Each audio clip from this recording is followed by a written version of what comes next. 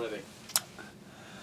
Today at ASCGS we welcome Ralf Brinkhaus. He's a leading member of the CDU, of the Christian Democratic Party of Chancellor Angela Merkel, an expert in all things related to the financial sector. And he joins us here at ASCGS to talk about his visit in Washington in the past few days. What kind of message are you taking back to Berlin? So the first message is it's good to have friends here. And there are a lot of friends in Germany sitting in Washington, but also in New York. I had the possibility to attend to this McCloy dinner and events like this, and I guess it's good to know because we are in a situation in Germany where we're facing that relationship between the US and Germany have a lot of upside potential, to say it very polite. And I guess we have to work on it. And this was the main aim of my visit, to work on it, to learn about the attitude of the US towards certain fields of financial politics, but not only financial politics. We talked a lot about TTIP, and I guess we have several other subjects we should discuss. And I guess the best way to come closer together, to be more narrow, is to communicate, to visit each other, and to talk a lot. You mentioned the upside potential, and you mentioned TTIP, the Transatlantic Trade and Investment Partnership, which is currently negotiated between the European Union and the US administration. Let's start with TTIP. There is a drive on the European side to include the financial sector into the negotiations, but the US side is basically saying there's no need for that. Can you tell us a bit more about why Europe wants to include the financial sector into these negotiations, and how important it is for the US to actually include them eventually? So let me start a little bit earlier. I guess this TTIP project is not only an economic project, but also a political project. And it is very important for us to build up a strong bloc against the challenges we foresee in Asia and from other parts in the world. And due to the fact that in many fields the attitude of the Europeans and the US is very narrow, I guess we are the natural-born partners for this project. You mean narrow as similar? Yeah, it's so similar. Yeah. We are very close together. Yes. Yeah, sorry. We are very close together. And I guess in setting up this TTIP agreement, we could set a benchmark for the following free trade agreements we will have. The US with TPP with the Pacific region. We are facing some free trade projects all over the world, and it's a good opportunity to set a benchmark. This is the first point. And for this reason, it's a very important project, beyond all these economic questions who are related to this project. The second point is, okay, we are discussing about including financial markets or not. I understand both sides. So if the US administration makes up the point that they have regulated in the last years so much, and that they need to have a phase where it is stabilized, and that it is too early to renegotiate everything which is regulated with the European partners who also have regulated a lot, I guess it's a good argument. But to say financial services should be out forever, I guess this is not acceptable, because financial services are a kind of infrastructure.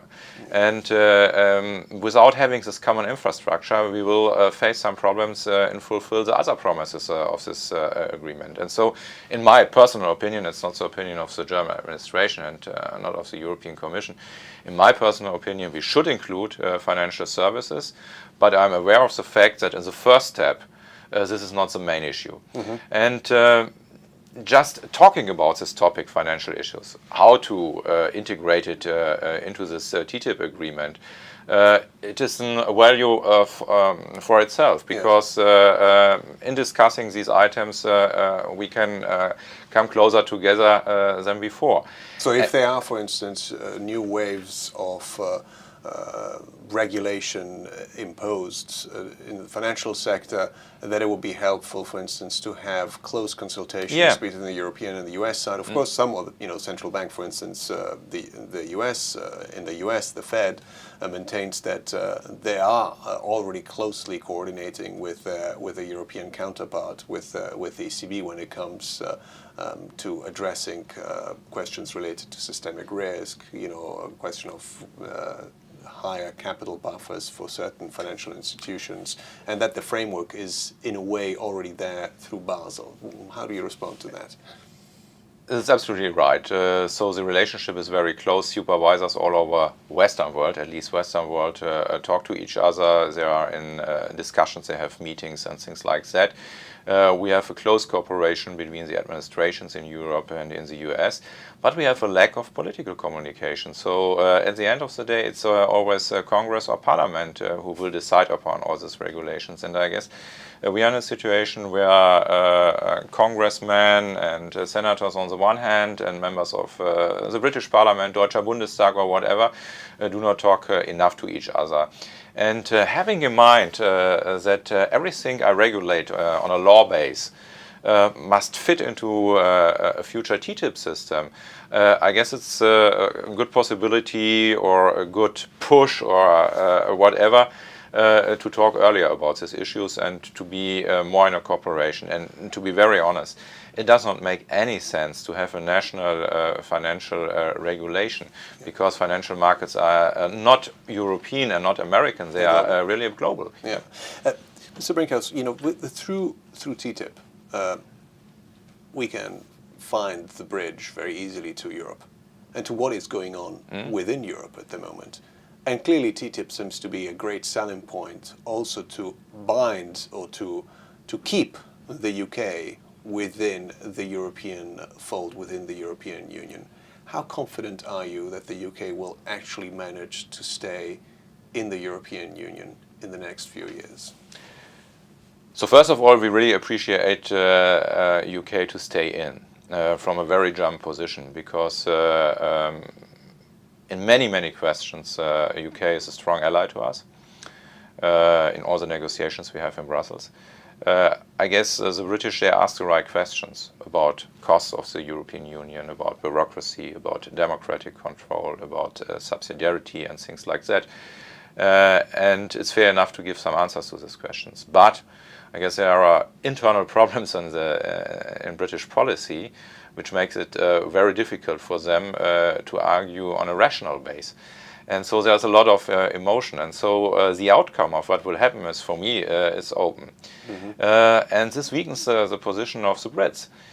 Because if I negotiate in Brussels, I take my partner as a serious partner when I know he will be in the team also in the future. And I will not discuss with somebody who is going to leave the team. And this is the point. And therefore, we really would appreciate a fast decision of the Brits regarding staying in to the European Union and be a sustainable and reliant partner. And I guess UK is facing an additional problem. So the main strength of economy in UK is the city. There's no question about it. And our financial markets. And financial markets are working as well in UK out of several reasons. But one reason is that UK is a gate for international investments toward the rest of Europe, to the manufacturing countries like Germany, like France, and other ones. And I do not know how this gate function will develop if UK is out.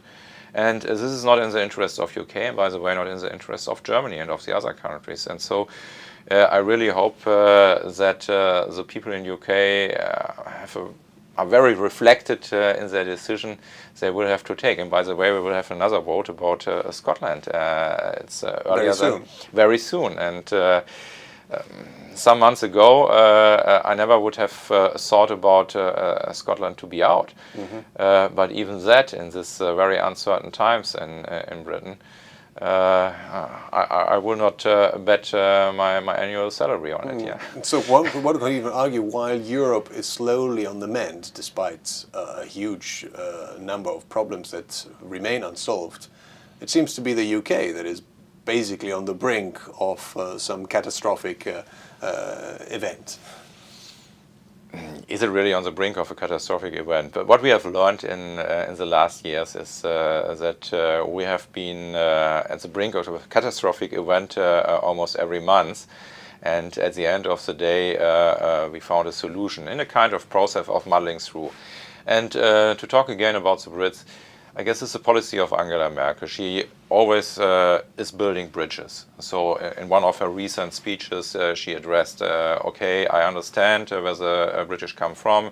It's no way to push the British out, and we have to talk with them.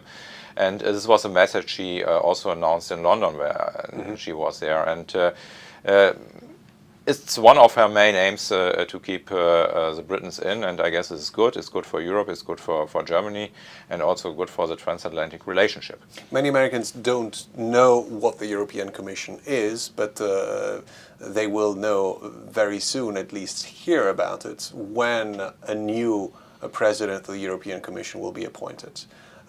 Following the latest elections of the European Parliament, there has been this push of having so-called Spitzenkandidaten, basically lead candidates of their main parties represented in the European Parliament. And the party who won, your party, the Christian Democrats, the Conservatives, their leading candidate is Jean-Claude Juncker, former Prime Minister of Luxembourg. David Cameron, the British Prime Minister, doesn't want to be the next president of the European Commission. How do we get out of this impasse? What kind of solutions do you see are possible solutions? Does Angela Merkel has to endorse Juncker, even in the face of such strong opposition in the UK, or do you see that there is some kind of compromise possible with regard to this problem? So first of all, for all the people in the US listening to what we discuss, the position of the President of the Council is by far not as decisive as a position of the President, for example, in the United States, as the Chancellor in Germany, or the Prime Minister in some other countries. It should be more decisive in the future, but this will be... That's the Council. Yeah, the Council, yeah. Yes. It should be more decisive in the future. The President of the Commission, yeah? Yes. It should be more decisive in the future, but it isn't as decisive today, first point. Second point is, the Brits have one problem. There used to be the Tories, the Conservatives, within one party group in European Parliament, with my party, with the Christian Democrats. They went out 4 years ago or 5 years ago. Therefore, the candidate of the European People Party, of the Christian Democrats, of the Conservatives, is necessarily not the candidate of the Conservatives in UK. It's not the shared candidate. Yeah, it's not the shared candidate. Okay, and so I can understand that they have some problems with it.